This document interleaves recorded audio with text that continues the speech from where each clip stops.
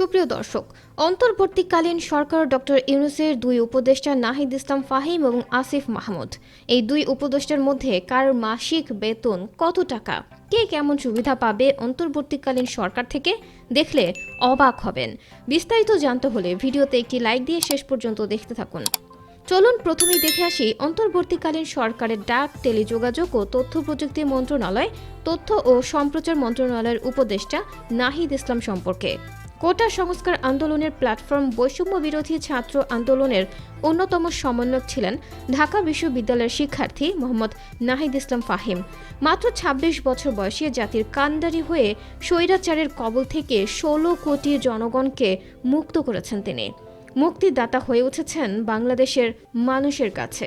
শেখ হাসিনা সরকারের পতনে গুরুত্বপূর্ণ ভূমিকা পালন করা কে এই নাহিদ ইসলাম, কিভাবে সাধারণ আন্দোলনকারী থেকে অন্তর্বর্তীকালীন সরকারের উপদেষ্টা হলেন, চলুন জেনে নেই।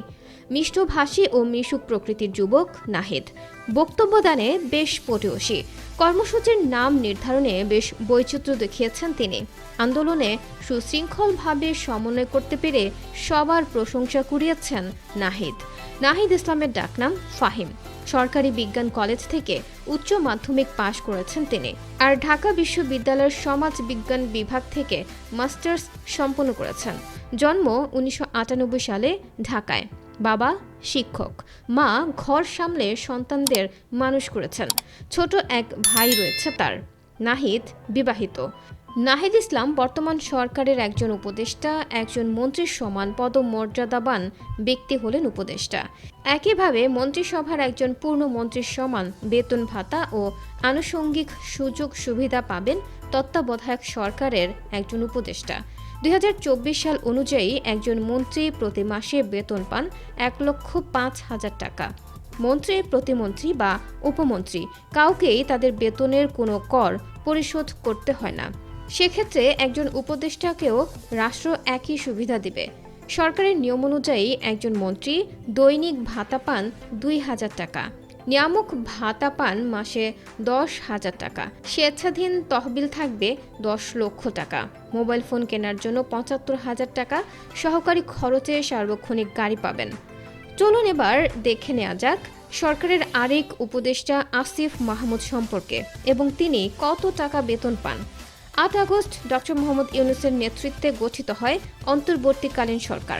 এই সরকারের একজন উপদেষ্টা আসিফ মাহমুদ সজীব ভূঁইয়া দায়িত্ব পেয়েছেন যুব ও ক্রীড়া মন্ত্রণালয়ের। তিনি এতদিনে বেশ পরিচিত মুখ হয়ে উঠেছেন। আন্দোলন চলাকালীন শিক্ষার্থী জনতার মুখে মুখে তার নাম ছিল। বৈষম্য বিরোধী ছাত্র আন্দোলনের মাধ্যমে সরকার পতনে অগ্রণী ভূমিকা রাখাদের মধ্যে ২৬ বছর বয়সী আসিফ অন্যতম। আদমজী ক্যান্টনমেন্ট কলেজে পড়েছেন আসিফ, ছিলেন কলেজ বিএনসিসি ইউনিটের প্লাটুন সার্জেন্ট। এই কলেজ থেকে উচ্চ মাধ্যমিক শিক্ষা সম্পন্ন করে ২০১৭-১৮ শিক্ষাবর্ষে ঢাকা বিশ্ববিদ্যালয়ে ভাষা বিজ্ঞান বিভাগে ভর্তি হন আসিফ। বর্তমানে স্নাতকোত্তর করছেন তিনি।